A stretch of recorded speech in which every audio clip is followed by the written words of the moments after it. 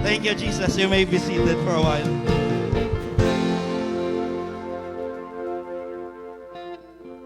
Naming a statement, Bibian. If they were my true friends, they know my priority. Tuod man, no? Kilala ka sa tao, mamamba ang tao, ay hindi na pag-invite Domingo kay it is reserved for the Lord. Keep it up. May God bless your heart. Amo na gayang hambal sa Ginoo. The kingdom of God is for the children. Have a mind of a child when learning. Kaya iti, siyempre kung bata, kapag damo ka pamangkot, gutom ka sa knowledge, pag tigulang mo na, dotakan ka na sa knowledge. Joke lang. Bautod, no? Last Sunday ni John Rilde. Siling ako no hindi sa emotional. Budlay tutod, hindi mag-emotional. Especially duwa lang kamudaan nagdako, sabay kamudako. Gisabayaan pa kamo sa parents nyo kay mang Bible study, kamo lang nga duwa sa balay. For pila ka years, updanay kamo. Sa tanan nga katuntuhan, updanay man kamo. Sa computeran, tudloan ko sa computer, ako mo ni tudlo siya computer mo. Sa mga kaiban nga mga bagay, kung sang wala kami ubrahon, may mga pang-ukit-ukit kami para patagan iguramon ngalan nga duwa da sa kilid daw. Tripping lang namon nga duwa. So, few years back, bago kay pastor, ang scattering, it's not a bad word, or I mean it's a bad event sa kingdom sa Ginoo. Hindi ang scatter ha, scattering. Masibala, thank you to. Masibala malain yung bala akong scattering, hindi scatter. Scattering is a good word or a good event sa kingdom sa Ginoo. Sakit na but it is the will of God. Starting from the Old Testament, in Tower of Babel, scatter sila to fulfill because ang command sa Ginoo, go and replenish the earth. And then back in our history, in the book of Acts, on chapter 8, the scattering of the saints. Tanan-tanan sila, kaya ti sila yung Ginoo, go and preach the gospel beginning at Jerusalem, Judea, Samaria, and to the uttermost part of the earth. But the people of the Lord, at that time, tungod grabe ang move, tag 3,000 ang gagiyo, damo may mga kaayo, they become comfortable sa church, sa isa ka lugar. But the Lord sent persecution by the name of Saul, naging Paul in the later years. And then, tungod sina, nagkadto si Philip sa Samaria, sa tanan iba, nagkalalapta, and then, thank you Jesus, nakalabot sa aton. So the scattering, I think in-preach ko man is a good thing about the church. But I never thought that it will happen to my family. And I might be the James in the family because James remain in Jerusalem and manage the brethren. But that is not the intro lang na sa hindi na sa akong wali ha. And sa mga Bible study bala, may kagulingon ta nga style, approach, how to start a Bible study. Ako ginagamit ko is pinaka-common lang nga pamangkot, bala nga gisa do na napabayaan na sa tao. Nga gasimba ta. Amula na do ka kasimple lang nga pamangkot. Nga gasimba ta. Nga makadto ka sa simbahan, anong purpose mo? Nga makadto ka simbahan, nga masimba ka, anong purpose mo? Gisa damo iban damo sabat. Kaguling depende sa ila conviction. But one thing I'm pretty sure, unknowingly, or maybe nabalaan ta manggid, one thing nga pinaka-target agad is makaupod ta sa Ginoo. Makaupod ta sa rapture. Amo na ang gina-target, Lord, when I see you face to face. When I see my Savior and saying to me, well done, my faithful servant. Now I will read in the book of Galatians, chapter 4. I would start in verse 1. Now I say that the heir, as long as he is a child, differeth nothing from a servant. Though he may be Lord of all, but in under tutors, governors, until the time appointed of the Father. Magalaktaw lang ko, but if you read it, sige yun yung nabasa, dara mo da mabalaan, nga kita gintagaan sang Ginoo degree. Kita nga Gentiles, wala ta kung sa ano pabalaw, wala ka lahi, wala ka kung sa ano ko dos squatter ka, alien ka sa ginharian sang Ginoo. Amo naton status, basura ta, baboy ta sa tubangan sang Ginoo. But if you read it, Galatians chapter 4, sa dalom sina, God gave us the opportunity to be called the sons of God. Itagaan niya tabi degree a royal priesthood. Itagaan kita adoptions of son. That's why siling ta sa isa ka verse that the spirit of his son in our hearts crying Abba Father. So dapat ga worship ka because you receive the adoption. Kumiskan ano ka kakapoy, ano ka sitwasyon, you praise the Lord, you seek the Lord because He give you a pedigree. Ngitagaan niya ka linyada, lineage, nga maging privilege and fortunate to praise the Lord, to glorify and to call the Lord your Father. Now, magalaktaw lang ko on verse 13.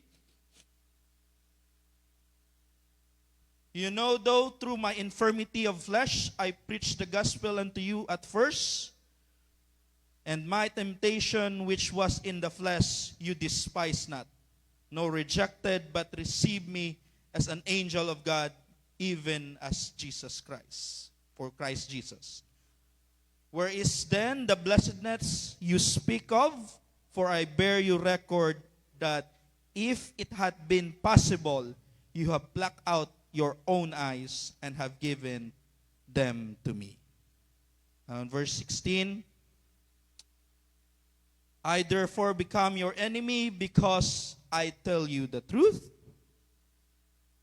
Sometimes preacher or a pastor, not all the time mga 60 to 70%. If the pastor ga stick to the word of God, nga wala bala gahatag partiality, any bias, a lot of people will hate the preacher or the pastor.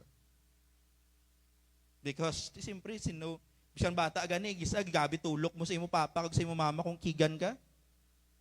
Bakulon ka, do sala pa nila, kag bakol ka. The same as this, siling ni Paul, sang before, ganyan, sang bago pa lang ta nagkitanay, pati do mata nyo pa gani, do ihatag nyo pa para sa akon. But now, I become your enemy because I preach the truth. Because I tell you the truth. That is being a pastor and a preacher means. Hindi lang pagkakita mo do piyo-piyo magpormada, magbasa-basa Bible. And baby Ann, nami inasa nga batasan kay if ang bata na train unknowingly bisag-isa wala biskan maglagwa na sa ila balay, wala sa kabalo nga ay diri ko gali na train. Pero sila, magdako ka nga, ang nadakaan mo, mas nauna mo pabalaan ang concordance kunta sa dictionary. Pagambal dictionary, do concordance manggali. Dapat ang suli na sa iban, ang pag-open nila sa concordance, do dictionary. Pero kung ikaw nagdako sa church, kag sige ka explore in the Word of God, bata ka pa lang, mamba ka sa dictionary, do concordance. Ang mabalaan mo is more on Bible story, than the story of your neighbor. Diba?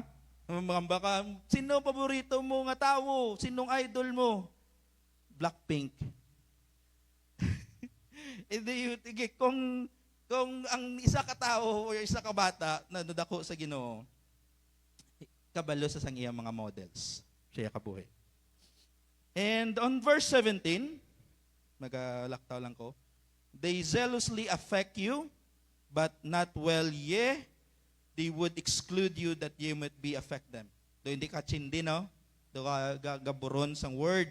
So I will use another version sang Bible, will expound. These men, ang Judaizers, are zealously trying to dazzle you, paying court to you, making much of you, but their purpose is not honorable or worthy of any good. That they want to do is to isolate you so that they may win you over to their side and get you to court their favor. So diri na yun yung part sa 17, ginatry nila ng paila-ila bala, ang mga Judaizer, ginapaila-ila nila ang Galatians, nga mag-upod, mag-apin sa mga Judaizers ang ila punto. And on 18, but it is good to be zealous, affected always in a good thing, and not only when I am present with you. Silinya de, it is always a fine thing to be zealously sought after for a good purpose and done by reason of purity of heart and life, and not just when I am present with you. So good thing gina nga grabe, imo zeal, imo kalayo, imo gusto sa Ginoo, ang imo gusto i-forward, iubrahon, gakalayo agad, it's a good thing. Just don't, hindi lang magambal galing nga ubrahon ko nito dara si pastor arang elder.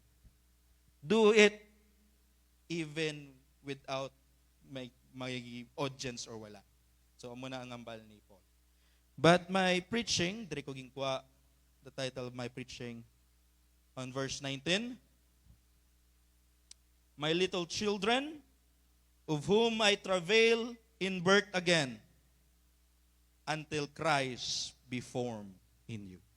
The title of my preaching, Formed. Now let us pray. May tsindihan ang word of God. Lord Jesus, thank you for this day, Lord. Thank you for your word. Anoint every word that proceeded out from my mouth, Lord. Let it be, fruitful sa kamun kabuhi, Lord, that we may find ourselves useful for your greater purpose, O Lord. All these things we give you glory and honor. In Jesus' name we pray. Amen and amen. Now, ang ginri ko gingkwa ang word nga form. Siling ni Paul what? Of whom I travailed again in birth. If basahon mo na sa English, ang word nga again, wala na sa nag-stop twice. Because of the word until. It means si Paul nag-travail sa mga brethren again and again and again until.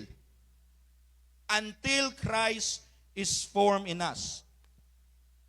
Sa Ginoo, amutog entraw kagina, nga agasimba ka, nga gusto mo magkadto sa church, nga you have fellowship with one another. Because our greater purpose, magaangkat aton tiil in the second coming. Magaupod ta sa Ginoo. Now, ano ang qualification na makaupod ka? Ano ang gusto, ang ginapangita sa Ginoo as a church? It was written by Paul once again in Ephesians chapter 5, chapter 27. That he might present to himself a glorious church, not having spot, wrinkled, or any such thing, but it should be holy and without blemish. Now, in the whole book of the Bible, sino ang may description sina? Sino ang may ara amuna nga characteristic? Basahon mo ang Bible from the Old Testament until the New Testament, it refers to the Lamb of God. Paghambal niya nga, it is wala na sa spot, wala na sa wrinkled, wala na sa blemish. It refers to the Lamb of God, which is Jesus Christ. Now, si ni Paul, balik ko sa main verse ko, on Galatians 4:19, I travail in birth again until Christ be formed in you. Until you will become spotless, no wrinkled, and then without blemish. Because that is the definition of Christ. Amuna si Christ. He is the Lamb of God that everyone, amuna sa ang gina-offer from the Old Testament to the New Testament, pag-abot sa Ephesians siling ni Paul, that he might present the church. The church is not the building. The church is the people. We want to meet the Lord in the midst, in the second coming. Gusto ta mag-angkat aton tihil, but there is required that the church should be a glorious church, not having spot, wrinkled, and it should be holy without blemish.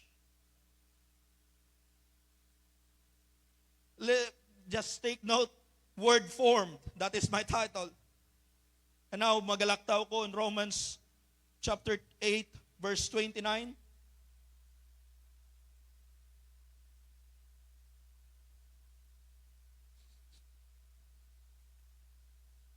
Antes ko gamito ng 29, magabalik lang ko sa 28. Because ang 28, damo ni ga-claim, damo ni gusto, perme. Amo ni perme ang daw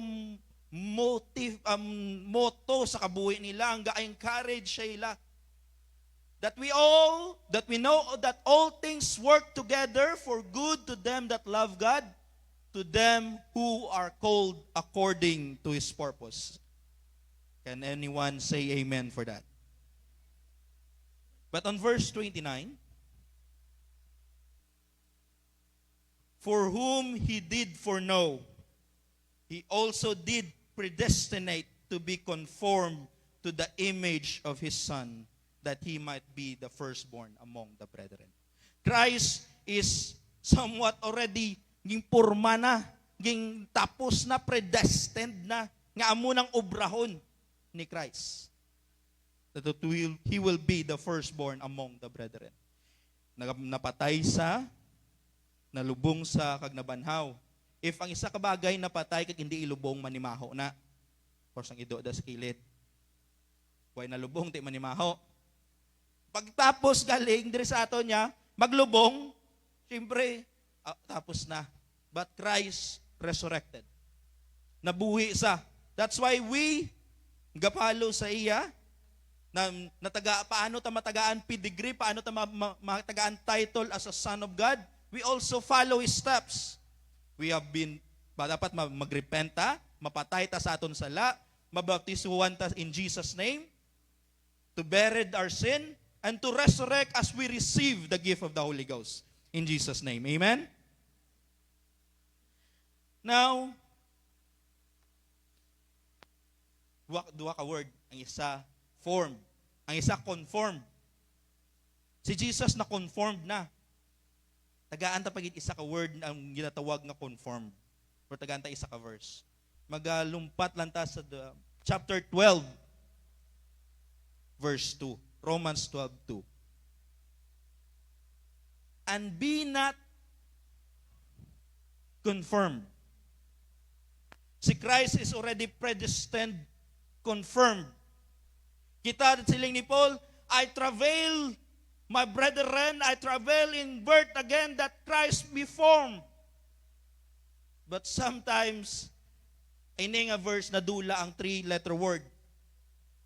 Nadula ang not. Gatabo sa aton, be conformed to this world.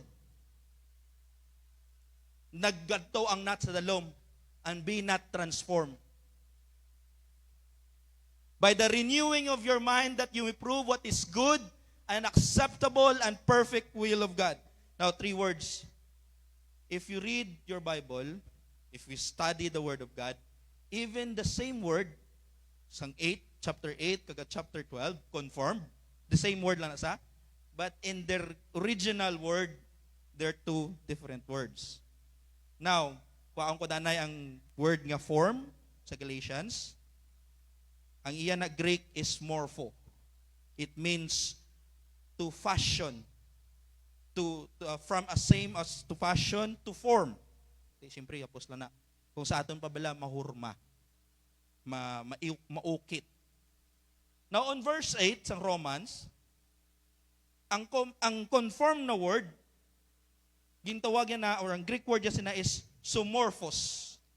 It means jointly formed, that is, conform to fashion like unto. It means may preposition sa nga word, which is jointly formed, that is. It is not just na form lang, but it is jointly formed. Pag-abot sa 12, naglain ng word. Pares pa lang ang word conform. Pag-abot sa 12, ang word is soskai maitidso. Ang munang Greek word niya. To fashion alike, that is to conform the same pattern. Conform to fashion self according to. Now, damo ko ging hambal. Ano nang pangwakal yan na, mga Greek na. Amo na, hindi ito man namin tsindihan. Ginatry ko lang hatag gamay history. Kung sa aton common language, English, ang form kang conform, ang iya root word is form. Sino ding makabulig sa akon sa English? Tsak taonan. Ang conform, ang root word is form. Sakta, English ka? Sakta, manggali.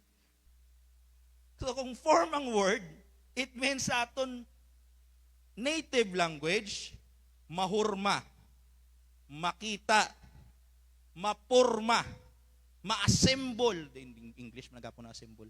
Nibutangan lang ma. Pero sa aton, di ba, mapurma, makita sa, that Christ makita sa imo. Now, si Jesus, or ang Ginoo, damo-damo karakteristik. Damo-damo ta ginabutang siya, Jehovah Jireh, Jehovah Amuni. Pero may tatlo sa karakteristik na kilala sa tanan.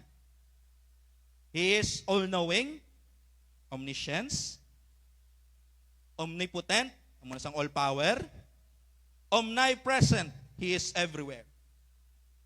Sa tatlo na, ang Ginoo ay nagambal, mamumang ko muna. Pero ang tao na may anggit sang all-knowing, balaan nilang balita sa Piak Balay, Piak Barangay, kay all-knowing sila. Ang Ginoo ay nagambal nga dapat ang church maging all-knowing. That is the characteristic of the Lord. Ang karakteristik para lang sa Ginoo. Amo na ang si Adam and Eve nakasala sila sa Garden of Eden because they're trying to makuha nila ang wisdom. This is a wisdom to discern good and evil.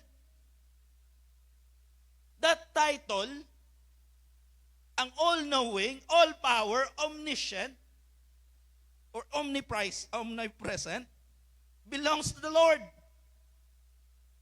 Wala yan na ginahatag sa tanan.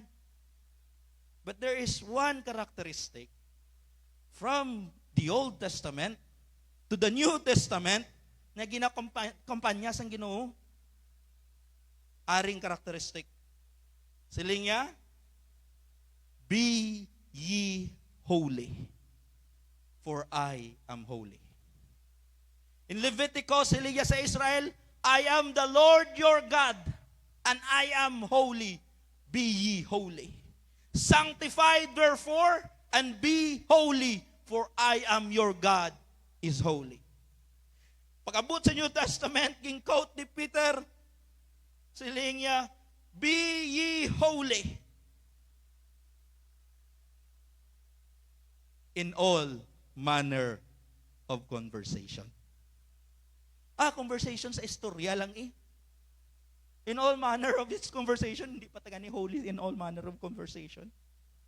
Personal man, social media man, sa text man, sa tanan nga bagay, hindi taga ni holy in conversation. So, for example, ni Maril, Lord, patawan nga nahambal ko to. Because we're not holy. But siling sa Ginoo, be holy. Paghambal niya nga, in all manner of conversation, ano nang hambal niya? Storya lang. But, siling dapat sa Bible, in every aspect of your conduct or way of life. Not merely your speech. Hindi lang by words, but your whole conduct, the way of life. Oh, Jesus.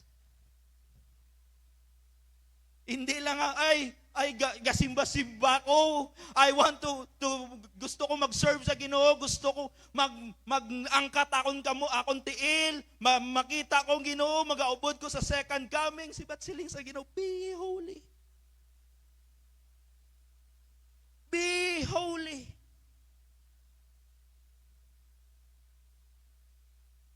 Gin-quote gina ni General unknowingly, the Great Commandment, or ano na ganyan tawag ta sina? Ang dako ba lang ang commission? Great Commission. Di na makita ang Great Commission yan eh. Sino makabulig sa akong din makita ang Great Commission? Makita ang Great Commission on Matthew 28, verse 19 to 20. Siling din ni Matthew, siling amuning hambal ni Jesus sa on the Mount of Olive before siya magkayab. Go ye therefore and teach all nations, baptizing them in the name of the Father and of the Son and of the Holy Spirit and of the Holy Ghost. Siling sa tabante, tawa balaw si Jesus nagambal. In the name of the Father, of the Son, of the Holy Ghost, Pagpamangkot mo, sinong name nila? Sinong name? Dapat subong adlaw, subong Domingo, maging assignan ko sang media team to maghatag bring me. Okay lang guro no, yamba ko lang di. Kasi ba makadto man sila next Sunday. A receipt or a royalty. Sakto? Sakto? Receipt lang? Ang receipt, wala na pulos kung wala imong ngalan. Kung wala na ngalan, maghambal ka na, kay sino ko ni ngalan, ang receipt, ang resibo, or bisan sa company da nga ngalan, wala na tanan. Unofficial na. Isa hindi na makredit. Hindi ka naka-claim kung wala ngalan. So this, kung magamit ni sila sa baptism, unofficial ka, wala ka credit. Wala ka eligibility. The salvation is in the name of Jesus.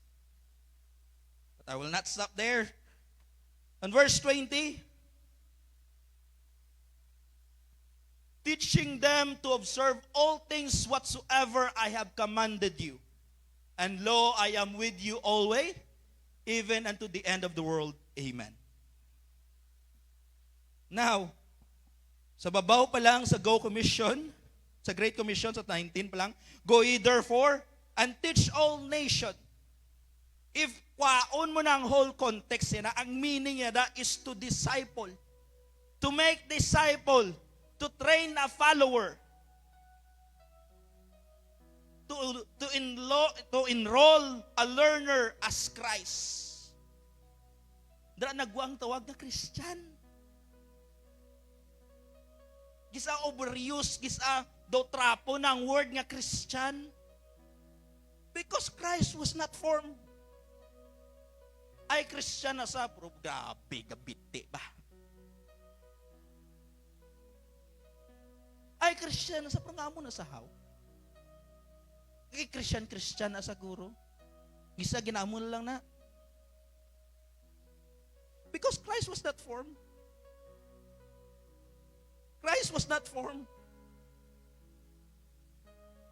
Paghambal nga, you are my disciples indeed. Paghambal disciples, kakunik na sa discipline. Discipulos, the disciplined ones. But why?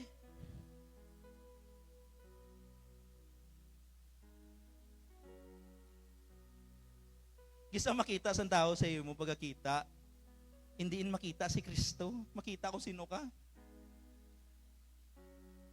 Or ano ta? Supposedly, when they see you, they see Christ. When they see us, they see Christ. Or paano? Paano mo mambal? Ay, Christian na sa siling sa mga Jewish, when they say Peter and John, they spoke boldly. And they conclude that they've been with Christ. Their manner, their attitude, the way they speak. That's why si Paul, bahala na kung akigan nyo ko, kung akig ka mo sakon. Because I speak the truth. Amo ka ni, sister. Amo ka ni, brother. Change your direction. Because the Lord requires you to be holy. Huwag tayo naging kuha din sa kilid. The design na lang sa. Let us go into perfection. Ano nga perfect? Paano mo ambal that you are matured? Because Christ is formed in us.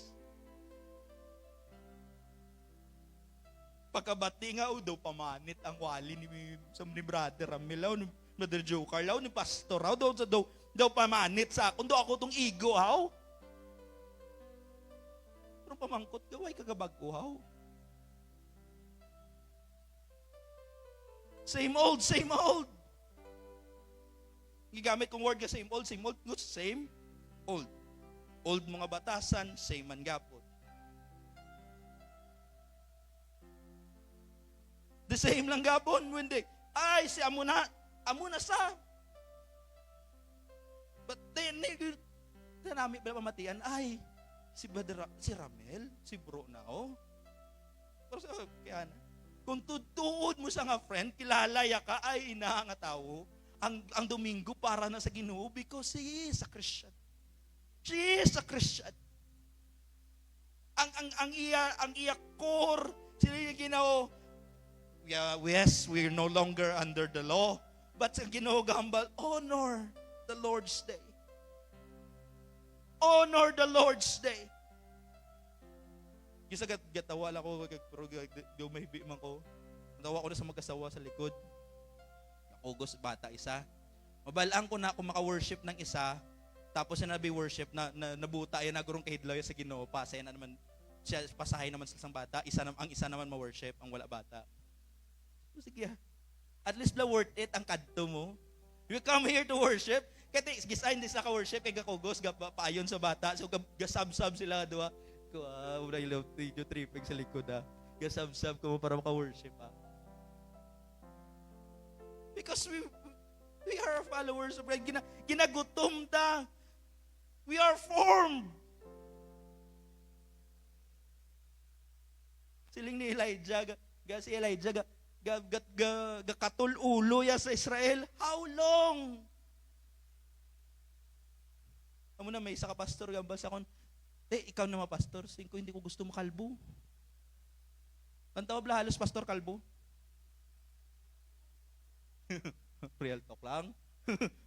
Halos mo pastor kalbo. Bisa ano pa na nila ka paano design sila buhok? Kalbo na halos.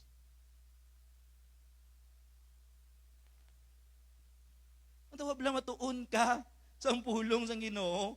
Let me tell you this. Not because nga gabalik-balik, galiwat-liwat ang preaching. Not because wala na inugtudlo. Because ang Ginoo nagatag, He put a shepherd. He put the preacher to forewarn, to hatag, ay, dapat ka na magtubo. Siling ni Paul gani, gusto ko tani magpakaon sa inyo unod. Bro, how many years you've been in the church? Still you are babes in Christ. You're not matured to take in the meat. Ang digestives, ang imo spiritual walk, hindi makatulun sang karne nga pulong. easily offended. That's why siling ko sa music department before, hindi ko pwede i-deal ang mga ga-offer di. Hindi ko pwede i-deal the same as you. Ay, okay na sila gisam. But hopefully man, magkatuon man silang hindi sila maglibag. Hopefully man, mag-improve man sila. It's for them naman. Because we are offering for the Lord. We're offering to the King of Kings. We give our best. But the music department, hindi ko pwede pariyuson sa inyo. Ito parehos lang nakamambal ka. Ang itudlo ko sa grade 1, itudlo ko sa grade 5. The same.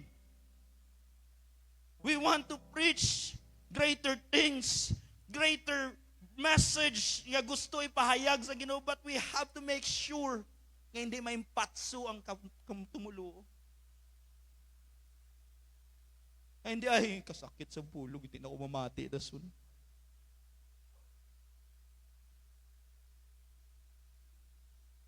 We have to preach the truth. We have to speak the truth. And that's the time that you say, I am ready, matured, because instead nga ang akon reaction offended, I humble myself before the Lord.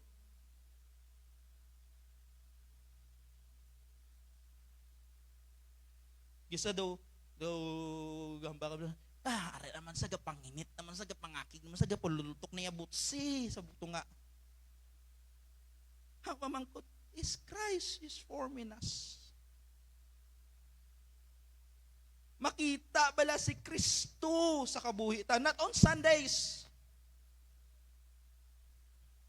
Throughout the week, throughout the month, throughout the year, makita bala si Kristo. Not only to your physical, ay gisa mo ni, ang tao gakabuhi a double life. Buot sa personal, pero lain sa social media. Bubuot sa actual, sa tago hindi. Siling ni Paul, do this, be zealous, even if I'm not present. Ay, tadlong kay Haras Pastor. Sino? Ang Ginoo nga patadlong sa imo, hindi si pastor. Ginagamit lang sa that you have to be holy. We mean business. We mean this is an investment. Gisa ga-investa sa aton kabuhi. Paano ko magtigulang nako, amuni. But we are investing to eternal life. Eternity ang gina-invest natin. Mag-invest ka gani sa common, sa material nga bagay, gusto mo namin nga investment. Now, we're trying to invest for our eternity.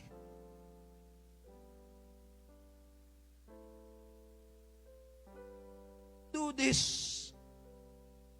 Each and every one of us, be ye holy.